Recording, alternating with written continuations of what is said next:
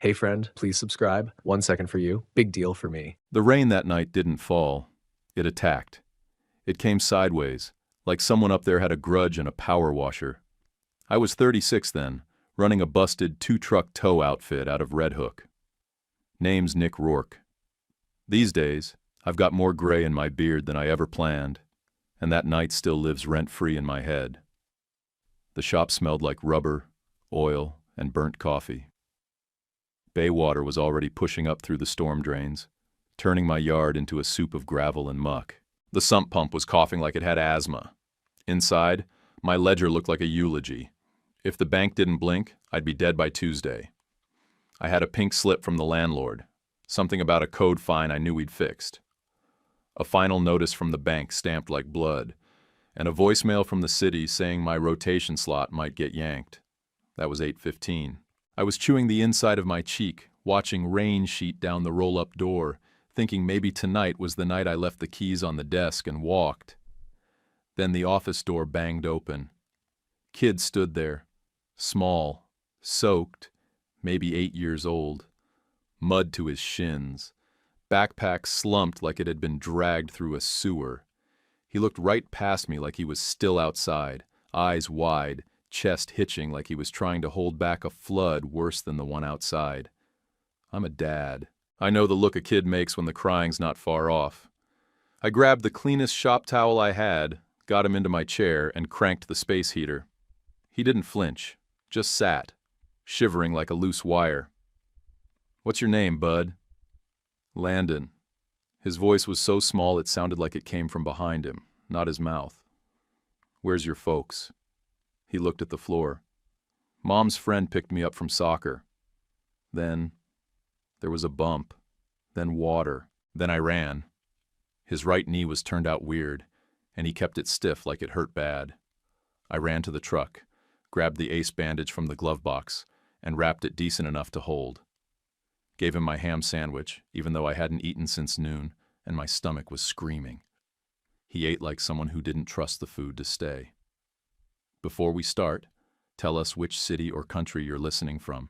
Let's see which corners of the world we've gathered from today." "Thanks. And now the story." I called 911, then 311, because in this city, that's the real line for this kind of mess. Dispatcher logged it. Minor, non-life-threatening, keep the kid warm, don't let him leave. Said they'd send EMS if they could get through. I texted Tony, my driver, told him to grab the Prius on Van Brunt Solo. Rain was smacking the roll-up like fists now. The kid flinched every time thunder hit. "You want to call your mom?" I asked. He shook his head. "She'll be mad I ran." "She won't be mad you're safe." He didn't say anything, just nodded once like maybe he half believed me. I gave him my hoodie. It hung off him like a parachute. Pulled up an old cartoon on my phone, something dumb with animals yelling, and left it on the desk where he could see. We sat like that, heater ticking, cartoon babbling, rain going nuts outside. Every minute felt like 10. I checked the lot, still no sirens, no lights, just the hum of the pump trying to keep the office above swamp level. The kid leaned against the chair's arm like he was trying not to pass out. I sat across from him, arms crossed, jaw tight. Not thinking about the bank, not thinking about the code fine. Just watching a scared little kid shake rainwater onto my office floor and hoping like hell the world hadn't totally stopped caring. The flashing red and white bounced across the puddles like bad lighting at a sad nightclub. A cruiser and a bus slid into the yard around 8:50, tires hissing, water rolling off the bumpers like they'd just come up for air. I stepped out and waved them in, and the EMT was already grabbing a kit before the doors finished swinging open. They moved fast, but gentle. The woman checked Landon's knee and gave me a nod. Mild sprain, nothing broken. She asked what happened, and I told her the story as clean as I could, starting with the door slamming open and ending with the cartoon playing on my phone. I added that he looked like a deer frozen in a Walmart parking lot under floodlights. That part wasn't medical, but it was the truth. The cop was younger than me, but already balding. Looked like he hadn't slept in days. He stepped in, knelt down next to Landon, and asked if he knew his mom's name. Landon blinked a few times, lips moving before sound came out. "Keegan," he whispered, then shut down like someone flipped a switch. He didn't say another word, just stared at the heater like it might tell him what to do next. They loaded him onto the bench seat in the back of the bus, buckled him in like he weighed nothing. EMT gave him a foil blanket and said they'd get him checked for exposure, just to be sure. The officer turned to me next. "Your name, sir?" "Nick Rourke. Harbor Hook Tow. 2 trucks, 1 headache." He smirked like he got it. I gave him my license and shop information. EMT wrote it all down.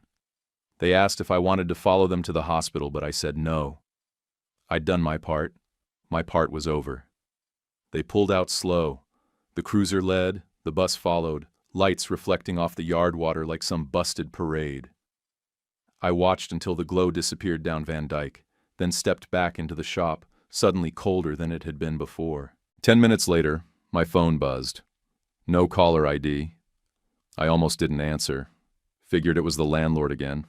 Or maybe the bank leaning on me after hours. But something told me to swipe. The voice on the other end was controlled, tight, but shaking underneath like it had just run 3 blocks and wasn't sure it had made it. "Is this Mr. Rourke?" "Yeah." "This is Carol Keegan." I'm Landon's mom. I sat down hard. "He's okay." Banged his knee. "Mild sprain," they said. EMS just took him. Said they'd warm him up and check vitals. There was a long inhale, like she'd been underwater since sunset. He said he ran. That they clipped a bumper around 65th. The guy driving panicked. Floodwater started climbing and he ran. He ran straight into my shop. I paused. Smart kid. Scared, but smart. "Thank you," she said. Then again, softer. "Thank you." She didn't ask about anything else. No questions, no accusations, no small talk. Just that. When the line went dead, I was still holding the phone like it might ring again. I turned back to the desk. The ledger was open to a page that looked like a countdown. Past due insurance. 1,184. Landlord wanted 2,600 plus a phantom inspection fee I'd never agreed to. The bank was circling like a vulture with a calculator. Tony's voice crackled through the shop radio a few minutes later. "Box trucks blocking Van Brunt. Looks like a floating fridge with wheels." "You want me to wait it out?" I pressed the mic. "Turn around." "Live to tow another day." "Copy that." The line cut. I leaned back and listened to the sump pump burp and wheeze under the floorboards. Rain still hammered the metal door like it was pissed off. I wasn't thinking about money then. Wasn't even thinking about trucks or flooded roads. I was thinking about Amelia. 3 years gone. And I still reach for her sometimes in the dark. Our little girl, Eva, was 7 now, sleeping in Queens at my sister's place, while I tried to keep Harbor Hook from sinking like a rusted barge. I hated the distance, but I hated the idea of her hearing me curse a busted generator or cry over a late bill even more. That night I could have run 2 or 3 more calls if I pushed hard. Made a couple hundred if I didn't stop to eat. But instead I just sat. Sandwich long gone. Hoodie on a kid I didn't know an hour ago. Heater ticking like it was counting seconds I couldn't get back. Maybe it sounds small. Maybe it was. But sitting in that chair, soaked and broke and 2 payments from shutdown, I felt like I'd finally done one thing right. Just one. And that was more than I'd felt in a long time. Sunday started like a hangover without the drinks. The rain had finally backed off, but the humidity hung in the air like it hadn't made up its mind. I'd barely slept. The cot had a spring with a personal vendetta, and the shop still smelled like wet carpet and diesel. The weird part was the silence. No calls, no pings, no junk texts about extended car warranties, just 6 hours of digital nothing. Then at exactly 9:03, my phone blew up like someone flipped a switch. 32 notifications in under a minute. Nextdoor, Instagram, Facebook, a couple things I didn't even have installed, but apparently auto-tagged me anyway. My name was in a thread titled, "Tow Guy in Red Hook Took in a Kid During the Flood." There were 2 grainy photos of Landon wearing my orange hoodie, sitting by the heater in my office, looking like something out of a Red Cross ad. The post had blown up, people arguing in the comments about what kind of sandwich I gave him, others saying I deserved a medal, or a GoFundMe, or a city contract. It didn't feel real, seeing my stained floor and busted heater on screen with strangers calling me a hero like I'd done something special. That's when I saw the DM Janelle Ortiz. I knew the name vaguely. Autovlogger, Brooklyn-based, did walkarounds of weird mods and salvage flips. She messaged, "You the Red Hook guy? Mind if I get a quote?" I replied, "Not a quote guy." She shot back fast. "Then tell me what happened anyway. No pressure, just your side." I stared at the blinking cursor, then typed, "A kid needed help. That's it." She responded with a heart and said she'd tag me when the video dropped. I figured it'd get 50 views and a comment about my crooked sign. Maybe a joke about child endangerment from someone who thinks sarcasm is a skill. By lunch, her clip had 79,000 views across 4 platforms I don't understand. The thumbnail was my office door cracked open, rain streaking down the frame like a scene from a disaster doc. She'd spliced in a short narration and ended it with, "Sometimes the right guy is the one with grease under his nails." My voicemail had 19 messages. Half were people telling me to raise my rates. The other half were folks asking if I did emergency tows in Long Island.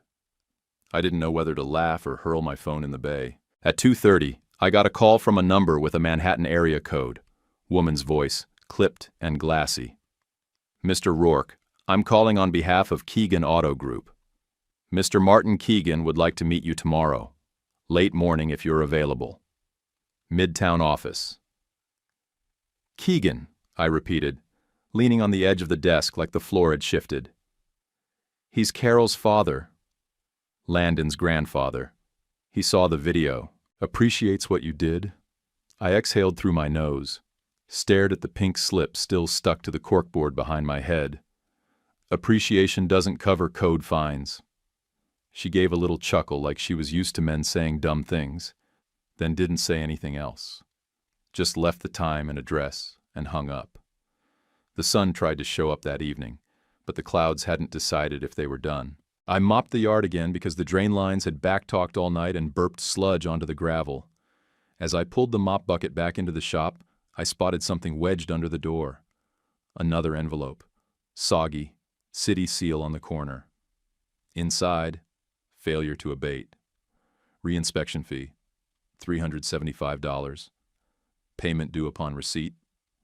I laughed. Not because it was funny, just because it was that, or put my fist through the drywall, and I couldn't afford repairs right now. I tossed the envelope onto the desk like it might just vanish. My stomach growled, but the only thing in the fridge was a can of flat root beer and a packet of string cheese 2 weeks past its prime. I sat back in the chair, clicked open FaceTime, and waited for my daughter's face to pop up. Eva answered with bedhead and sleepy eyes. "Hi, Daddy. I'm bringing pancakes next time." Real ones, not the frozen kind. "You always say that." "Yeah, but this time I might actually have syrup." We talked for 10 minutes. She told me she drew a turtle in school. Said it looked like Tony. I said I'd tell him that, and she laughed so hard I thought the camera might crack. When we hung up, it felt like someone had put my chest back together with duct tape, good enough to hold, but one wrong move, and it'd all fall apart again.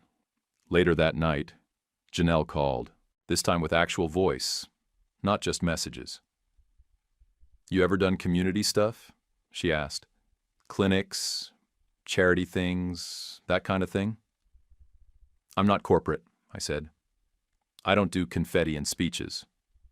"You don't need balloons." "You've got a story. That's more than half the people I meet." "I just helped a kid who walked in my door." "Exactly. That's what makes it work." I didn't have an answer for that, so I let the silence stretch. She broke it. "Think about it. Doesn't have to be big. One Saturday. Tire checks, wiper replacements. You'd be surprised how many people never check their air pressure." I said I'd think about it. That was my version of maybe. After the call, I walked the yard one more time, checked the lock on the garage door, and stood for a long minute staring at the Harbor Hook sign. It was rusted at the corners and tilted slightly because the bolts had sunk into the wood wrong. But for once, I didn't feel like it was sinking with me. The storm had left more behind than water and fines. People were watching. By Monday, the rain backed off, but the sky still looked like an old bruise. Around 4 in the afternoon, the grid coughed and gave up. Half the block lost power in one long blink, like someone tripped over a cord too big to find again. The garage lights flickered twice, then died. All I could hear was the sump pump wheezing and the clock inside my head reminding me what the bank wanted by Wednesday. I sat in the office with a legal pad and 2 choices. Option 1, stay in and write a grovel letter to the bank, maybe beg for another grace period. Option 2, fire up the flatbed and take calls from folks who couldn't pay if their lives depended on it. I picked the option that would make my accountant cry. First run was a black Corolla stuck in 3 inches of floodwater near Halleck. Turned out to be an ICU nurse trying to get home after a double shift. The street looked like a lake, and her tires were hugging the curb like a kid clinging to the edge of a pool. I hooked her out easy, no charge. She cried, said she'd been on her feet since 6 a.m., then handed me a protein bar like it was treasure. I told her to get inside and lock the doors. 15 minutes later, I used the flatbed to block traffic on Van Brunt so a school bus could back out without turning into a headline. Kids inside were screaming like it was a ride at Coney Island. The driver gave me a thumbs up so hard I thought his wrist might snap. Some guy filmed the whole thing and shouted, "This city needs more of you!" which made me look twice for a setup. I don't trust people with cameras and big compliments. Around 6, my phone buzzed again. No number saved, just a short message from the super at the senior building on coffee. Need power. Urgent. I called back and got him breathing heavy and halfway panicked. "We've got 3 diabetics," he said. "Insulin's in the fridge in the community room. It's already warm in here. I had a generator. It was beat up and smelled like paint thinner, but it had juice. Pulled it from the back of the yard where it had been sleeping under a tarp for 3 years, fueled it with the last of the gas we'd been saving for the flatbeds, and hauled it over in the pickup. When I got there, the super had 6 extension cords ready to go like it was a relay race. I told him no cowboy crap. We ran 1 line to the fridge and 1 to a power strip for basic lights. That was it. No heroics. No plugging in foot massagers or TV trays. The man watched every plug like a hawk guarding a nest. I respected that. From across the street, a guy named Roland filmed from his stoop. Said, "Don't worry, man, this isn't about clout," which of course meant it absolutely was. I didn't fight it. If it kept people's meds cold and didn't blow a breaker, he could film it from a drone with fireworks for all I cared. I missed 3 paying calls that night. One was a box truck stuck on Columbia. Another was a fender bender outside IKEA. The third was a roadside battery call-out in Gravesend I'd been chasing for 2 weeks. I also missed a meeting with some joker calling himself a relief lender, who was 20 minutes late and probably still sipping coffee somewhere uptown. I didn't miss the sound of the bank clock ticking down inside my head like a bomb with a smug face. Around 8:30, I called the branch manager myself, told her the truth. Told her I'd worked through the storm, helped an EMS handoff, kept a generator running at a senior building, and missed 3 profitable calls. Said I needed 48 hours. That was it. She went quiet on the line, then said, "I'll mark it for emergency review. No guarantees. You've got until end of day Wednesday, July 14th. "Understood," I said, then hung up before she changed her mind. When I got back to the yard, it was dark enough to hide the rust. The Harbor Hook sign swayed in the breeze like it wanted to fall, but not yet. I parked the truck and walked toward the office. Something crunched under my boot near the door. Business card. White, clean, sharp corners. Trent Vega. Bayline Tow. On the back, written in blue ink, "We'll take it from here." I stood there for a long second, staring at the thing like it might burst into flames. I didn't pick it up. I didn't need to. I already saw red. Bayline had been circling my area for years. Kept to Long Island mostly. but I'd heard whispers they wanted to muscle into Brooklyn. Never expected them to show up in the middle of a flood like wolves, sniffing around a limping deer. I stepped into the office, kicked the card inside, and locked the door behind me. Called Tony and told him to shut it down for the night. Go home, eat, sleep. We'll pick it up tomorrow. You sure? He asked. I'm not, I said. But I'm tired, and if I look at one more invoice, I might throw up. He chuckled, said he'd swing by early, then hung up. I sat at the desk and started scribbling numbers. Rent, gas, payroll, the new reinspection fine. Everything stared back like a math problem written in spite. There was no combination that worked without cutting something essential. Or someone. I folded the legal pad closed, got up, pulled the cot out from under the shelf, laid down with my boots still on, and chained the door from the inside, just to be sure. The hum of the generator from 2 blocks over floated through the silence like a lullaby written in diesel and duct tape. I didn't dream. I didn't toss. I just laid there, eyes open, heart tight, trying to believe I was still in control of my own damn story.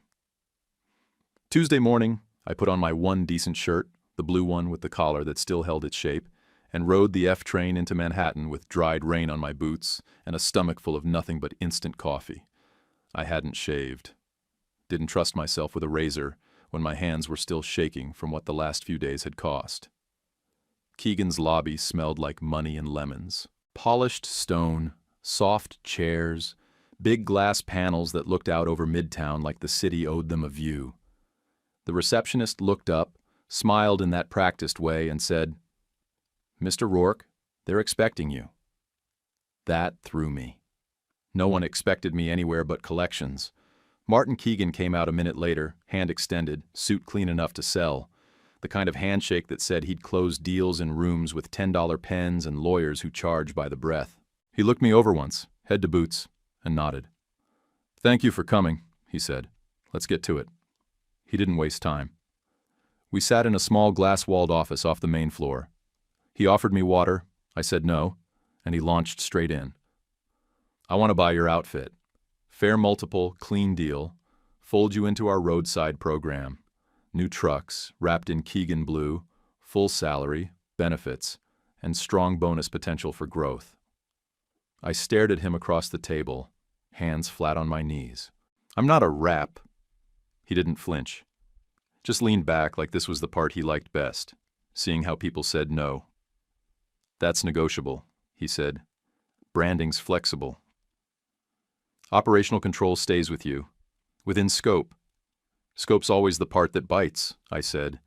He gave the smallest smile and nodded like I'd passed some invisible test. Halfway through the next line of his pitch, the door opened.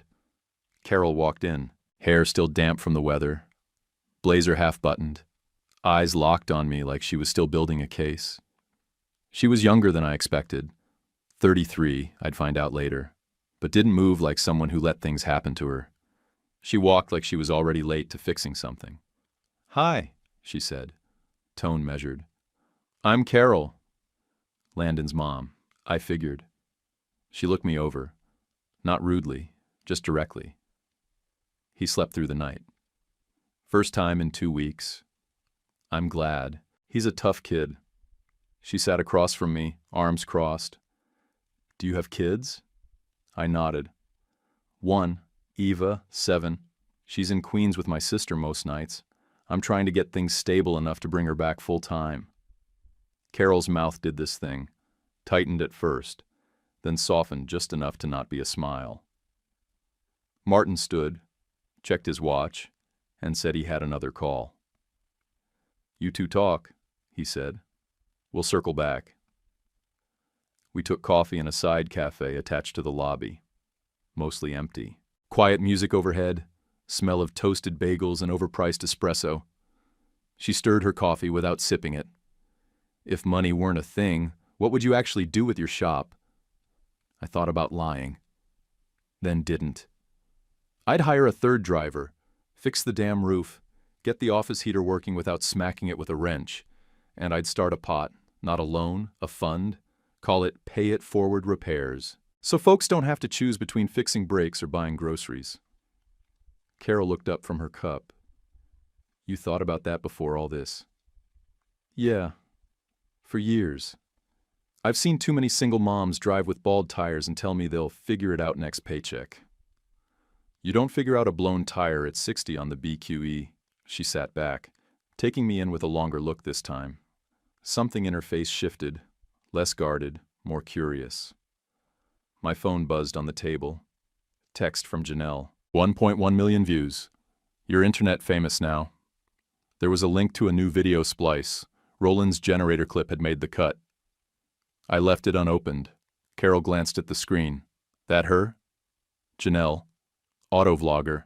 She's the reason half my voicemail's full of strangers asking for towels in Connecticut. Is that a problem?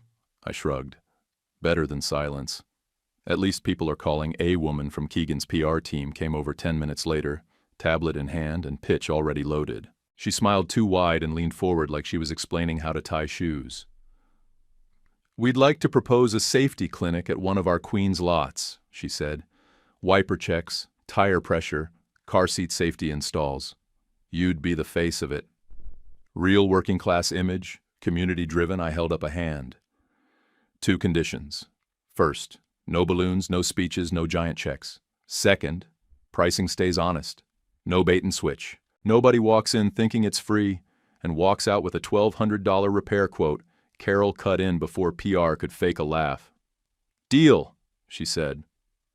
Her voice was sharp, final. I could tell she meant it. The woman blinked, nodded, and said they'd draft something for review. I didn't care about the paperwork right then. I cared that Carol said it like someone who'd slap a clipboard out of your hand if you broke your word. They offered a modest stipend for the clinic, staff, fuel, setup costs. Just enough to keep my shop afloat for another week without touching my posted rates. It wasn't charity. It was a lifeline that didn't come with chains. We finished our coffee. Carol stood first. I'll be there, she said. At the clinic. Not just showing up to shake hands. I'll work sign-ins. Wear whatever polo the PR team wants. Good, I said.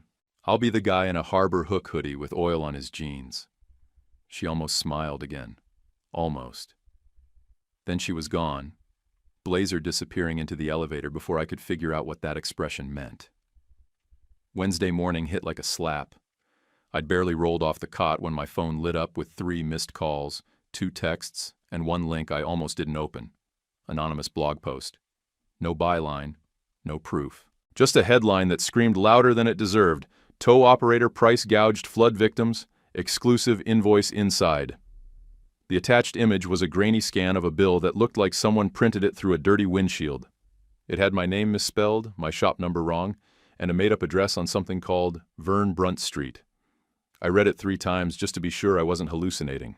The voicemail clip was worse. Somebody had pitched down a voice to sound like mine if I was drunk and underwater. Yeah, that's double for emergencies, it rasped. I almost laughed. Almost. By 9, a guy from the city showed up at my yard wearing a windbreaker and a badge clipped to his belt. Serious face. Clipboard. Didn't bother with small talk.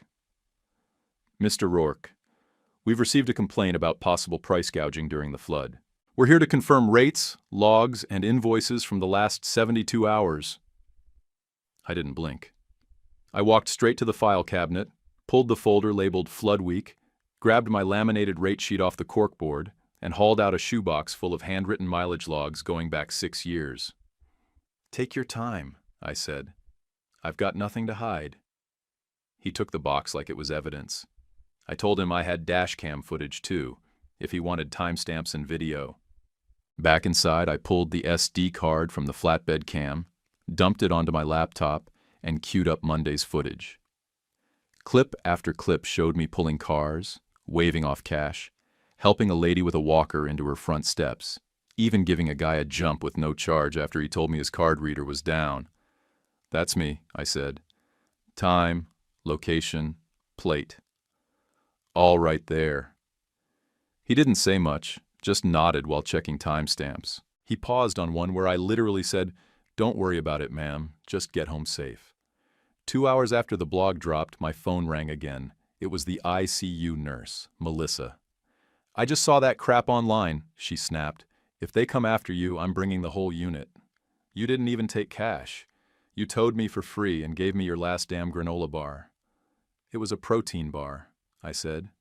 "Doesn't matter." "It was yours." She wasn't the only one. 2 other customers from that night called within the hour. One was the school bus driver, the other a teacher I'd pulled from a dead battery near IKEA. All of them were pissed on my behalf. Janelle didn't wait. By noon, she'd already dropped a response video, broke the blog post apart like it owed her rent money, froze the invoice image on screen, zoomed in and circled the fake street name in big red. "Vern Brunt?" she said, tone sharp. "It's Van Brunt. Anyone who actually tows in Red Hook would know that." Then came the real kill shot. Another auto creator did a frame-by-frame breakdown of the invoice and spotted a faint logo in the bottom right, Bayline Tow, their watermark.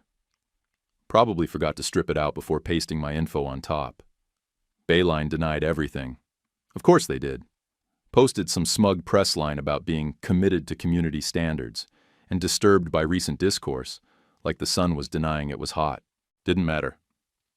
By 2, Keegan's legal team had fired off a cease and desist that I heard was 3 pages of steel. A lawyer friend called it elegant brutality.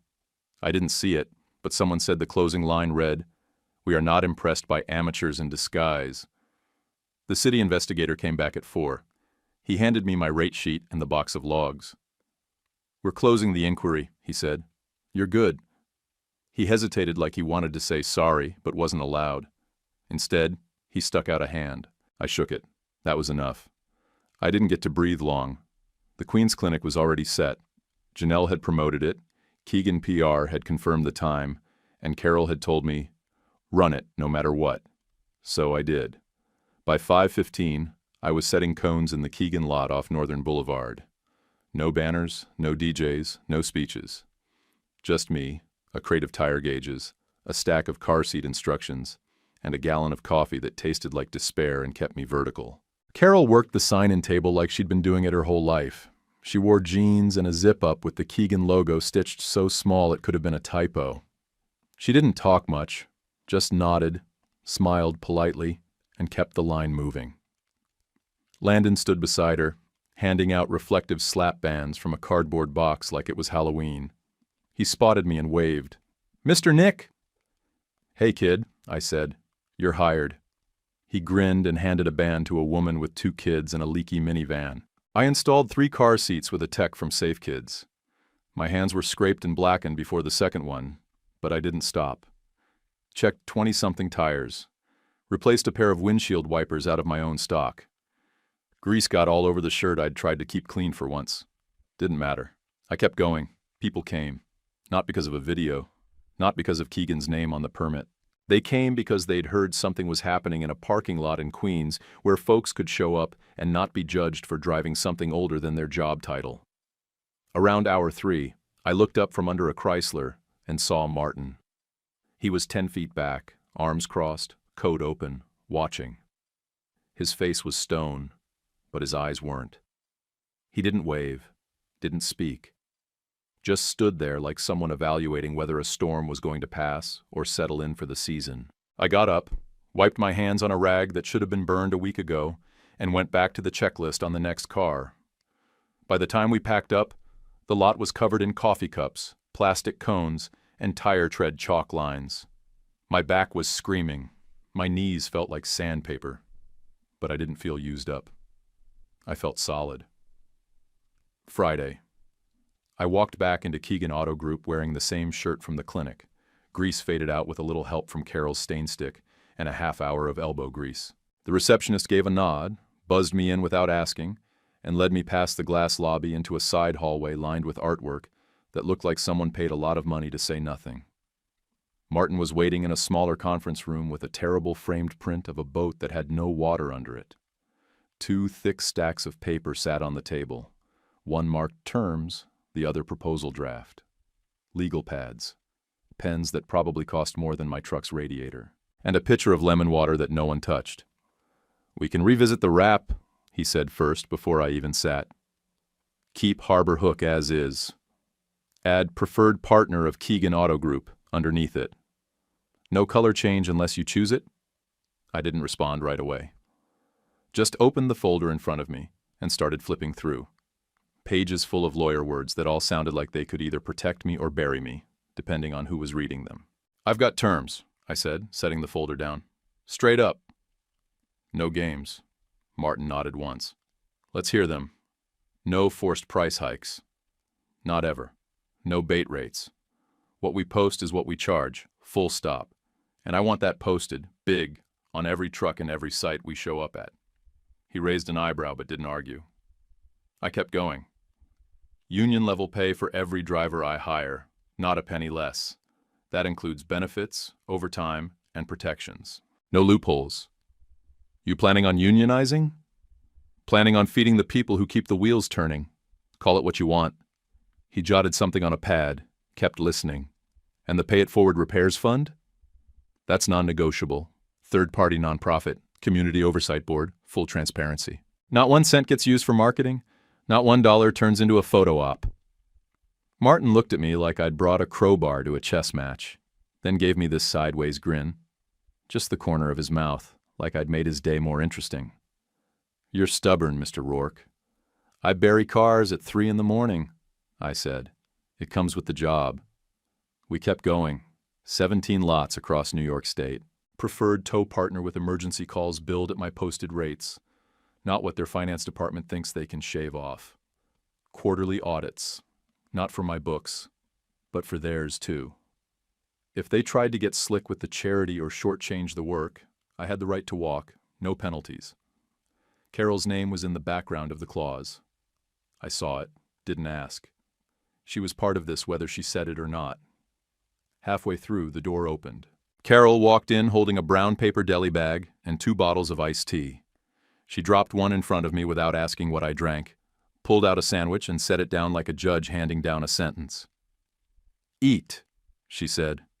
I opened the wrapper. Turkey on rye. Not my favorite, but I didn't argue. She sat down on the arm of one of the chairs and scrolled through her phone while I chewed like I hadn't seen real food in a week. You always bring sandwiches to contracts? I asked with my mouth half full. Only when someone forgets to. She didn't look up, but I caught the smirk that tried to hide behind her focus. We finished hammering the details over 2 lukewarm teas and a pile of crossed-out clauses. By the time the pen hit the page, it was late afternoon, and I'd already burned through every what-if in my head.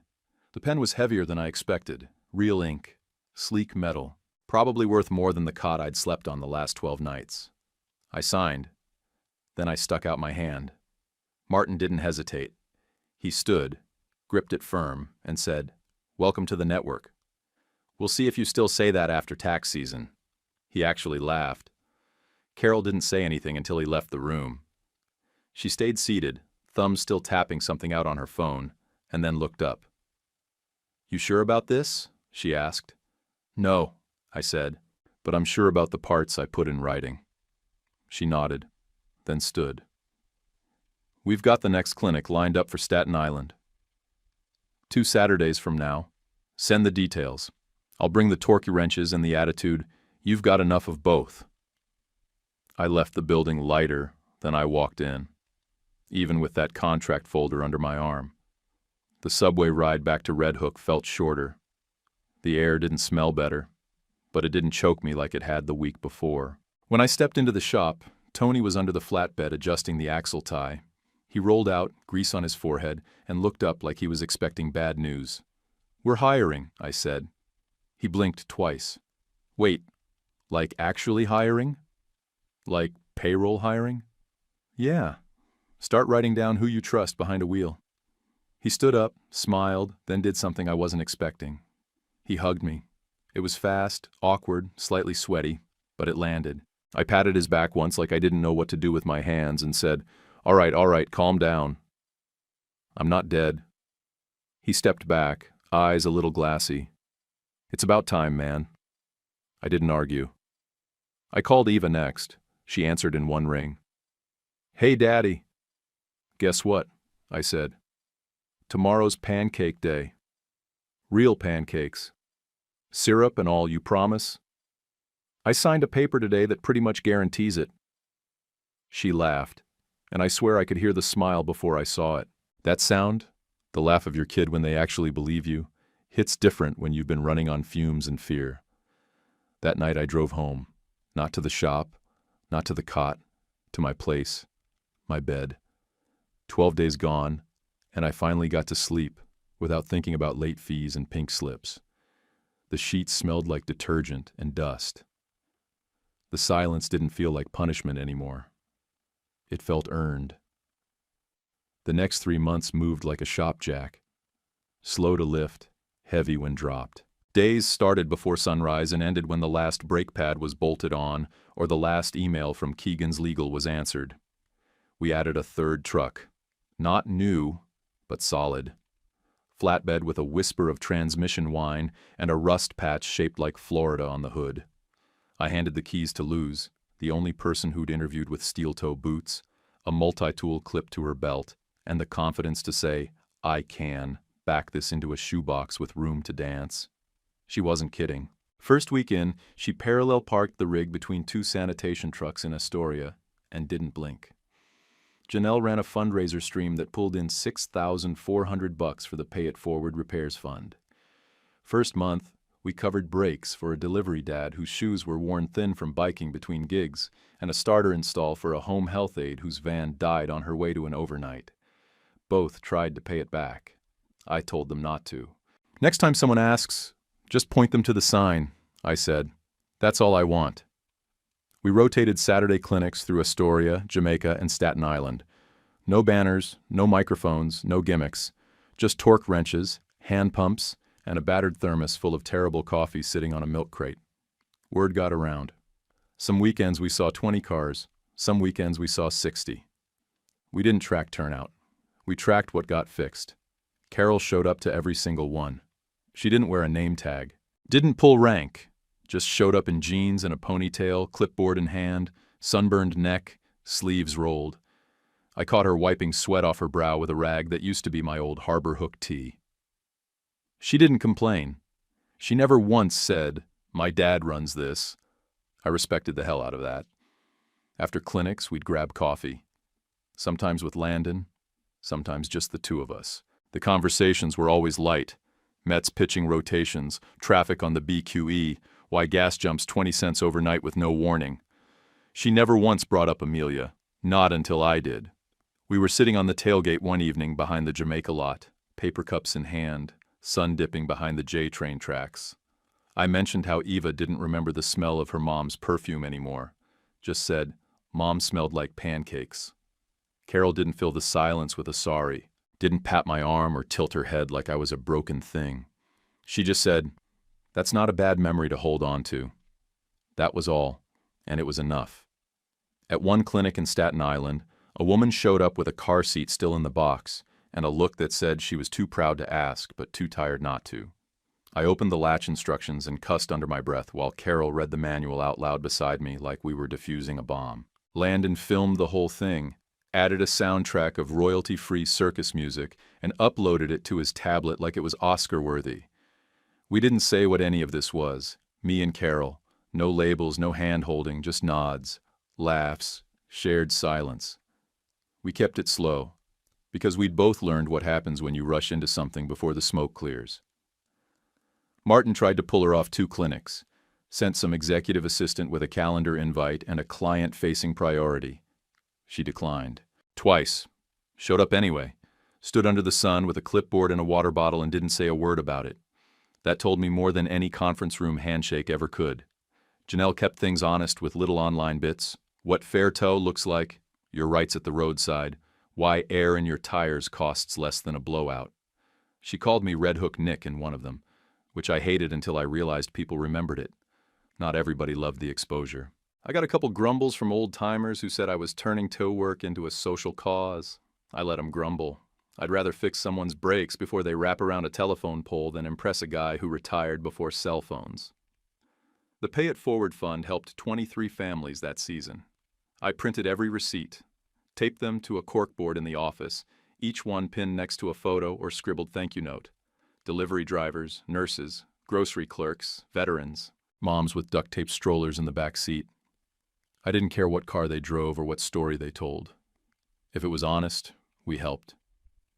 Some days I'd walk in after a long tow and just stand in front of the board, coffee in hand, boots wet, staring at the math.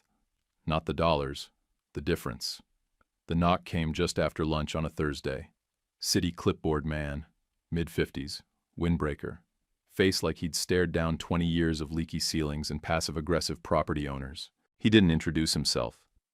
Just flipped open the clipboard and said, "Code compliance." That Red Hook notice from March? I'm here to close it out. I walked him through the yard. Still muddy in the corners, but cleaner than it had ever been when I was running solo. He stopped by the oil trap and squinted like he was trying to catch it lying. "This new?" he asked. "April," I said, handing him the invoice from the install. Licensed crew, full certification, signed twice. He didn't smile, just marked a box, then measured the distance between my parking cones and the chain link like I'd hidden a crime in the gravel. He double-checked the slope by the runoff drain, then paused, looked around like something was missing. "Where's the dumpster?" "In the corner. Locked," I said. "Got fined for it being open last year." That got a tiny grunt of approval. He clicked his pen twice, stamped something on the final page and said, "You're good." That was it. No handshake, no smile, just the city's version of absolution. But it landed. A week later, I was locking the office around midnight when headlights lit up the gate. Squeal of brakes, loud enough to wake the pigeons. I stepped outside and saw the Bayline logo flash in the dark, right before the back door opened and two shredded tires hit the gravel like dead fish. They peeled off. No tag, no note. Just stink and ego. Tony called the cops. NYPD rolled up in 9 minutes flat. Probably because a cruiser was already parked 2 blocks over watching for parking violators. The officer took one look at the footage from my camera and whistled low. "They dumped tires on everyone?" he asked. "Just the ones they're scared of." He wrote the ticket while grinning like it made his week. I didn't post about it, didn't scream online, just filed the clip with the city's rotation board. If Bayline wanted to play games, they could do it from off the list. We ran our winter clinic 2 Saturdays later in a heated service bay up in Yonkers, partnered with a church and a union hall. The space smelled like rubber, tool grease, and old pine cleaner, but it was dry and warm. The Pay It Forward Fund covered 12 battery swaps before lunch, and Luce and Tony knocked out 3 wiper replacements before I'd finished my first cup of coffee. Martin showed up in jeans and a flannel like he was testing out for local grandpa number 3 in a Hallmark movie. Still shook hands like a CEO, though. He asked me quietly if I needed anything. "Yeah," I said. "Patience." He nodded like that made more sense than it should have. Carol came an hour later with her mom in tow. First time I'd met her.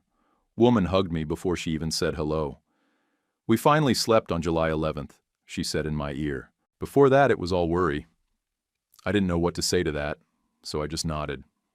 She let go, patted my arm like a confirmation, and went off to find Landon, who'd disappeared behind the snack table with a half box of slap bands and a Sharpie. Janelle's year-end montage hit social the week before Christmas. The clip opened with the flood footage, my hoodie, the space heater, the cartoon on my cracked phone screen. Then the generator at the senior building, the clinics, the receipts board. Landon handing me a slap band to sign while grinning like I was someone who mattered. I watched it once, then I shut it off and went to mop the bay. We rehabbed the office that winter. New paint on the walls, gray-blue with a stripe of yellow like I always meant to do. Tony found a couch from a moving sale that didn't stab you when you sat wrong. Luce brought in a fridge from her cousin's apartment, and for once, it didn't freeze the lettuce into bricks. I hung a pegboard above the desk. Every thank you note went on it. Every old key from a job that meant something. One from the Corolla nurse, one from a guy who left town and mailed back the spare. They all got spots. Right in the middle, I pinned a photo of Amelia and Ava from a beach trip back in 2014. Amelia's hair is blowing sideways, and Eva's grinning with her arms full of wet sand. I didn't put it up to remember what was gone. I put it there to remember what we carried forward. 12 months to the day since Landon limped through my office door, we closed the yard to calls from noon to 3. No tow trucks, no jump starts, no invoices. Just folding tables, foil pans, and paper napkins that felt like sandpaper. We called it Open Yard. Tony showed up early with a giant tub of his famous macaroni, the one that looked like it could patch drywall and might hold up a wall if you asked it nice. Luz brought the speakers, rigged up a playlist that bounced between classic rock and whatever her niece liked this month. I grilled dogs on a propane burner with a dented lid and no temperature gauge. Didn't matter, they came out just right. We set the corkboard with every pay-it-forward receipt by the sign-in table. Every name, every job, every note from someone who'd walked in with a busted car and walked out with a working one. People pointed at their names and laughed, the kind of laugh you let out when a rough season finally rolls over into memory. Janelle walked around with her camera for the first 10 minutes. Got a few clips of Luz dancing with a little girl in cowboy boots and Tony yelling at the grill like the onions had insulted his mother. Then she put the gear down, grabbed a plate, and ate like someone who earned it. I appreciated that more than I said. Martin came up around 1, slacks, no tie, sleeves rolled. He stood on a pallet near the fence, looked out at the crowd like he was trying to memorize every face, and said one thing. Community matters. Then he stepped down and didn't say another word. Smartest move of the day. Carol stood next to me in a blue dress that didn't belong in a tow yard but somehow worked anyway. She held the ribbon, Landon on the other end, scissors in his hand wobbling like he'd chugged too much lemonade. You ready? I asked. He nodded so hard his hair flopped into his eyes. We counted down from 5 together. Someone in the back yelled, 3.5, and a few people laughed. But when we hit 0, Landon cut that ribbon clean. People clapped. Someone cheered. I don't remember who. Eva stood behind the drink table with a red cooler and a big plastic jug of lemonade she'd helped stir. She handed out cups like a pro, told people to take a cookie even if they said they didn't want one. I caught her smiling at Carol once, and Carol smiled back.